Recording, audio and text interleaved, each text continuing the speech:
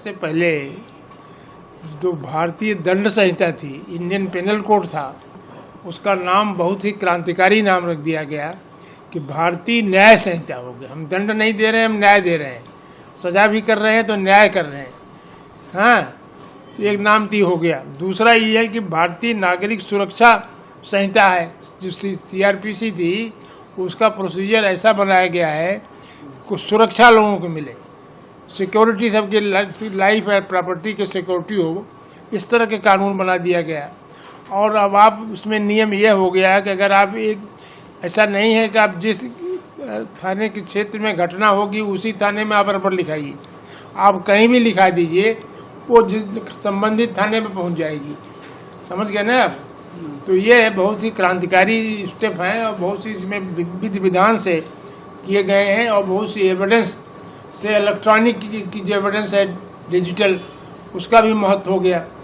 तो ये आप बड़ा सुविधा हो गई। घर के घर बैठे आप मुकदमे में यहीं से पार्टिसिपेट कर सकते हैं।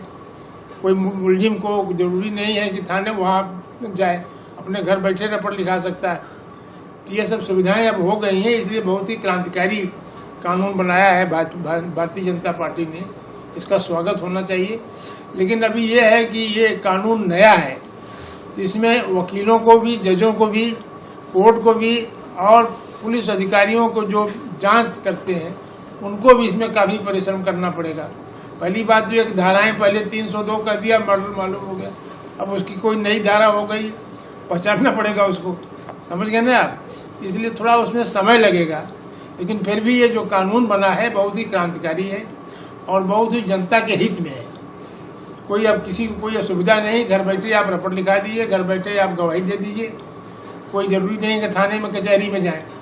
हर केस की डेट आप एक क्लिक करिए, ऐसा आ रहा है व्हाट्सएप कि आप यहीं दबाइए, बटन मिल जाएगी कि खबर आपके मुकदमे में क्या क्या ऑर्डर शीट हो रहा है, पूरे केस का।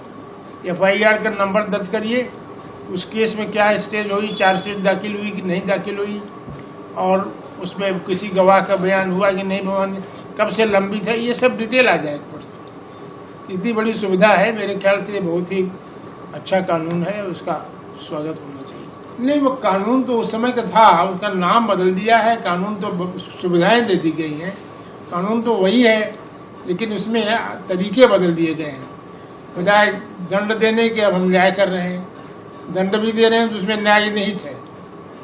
और साक्ष्य के लिए है, साक्ष्य के व्यापक कर दिया गया। इलेक्ट्रॉनिक मीडिया का भी उसमें महत्व हो गया है। आप बैठे बैठे घर से दे सकते हैं, घर बैठे आप गवाही दे सकते हैं।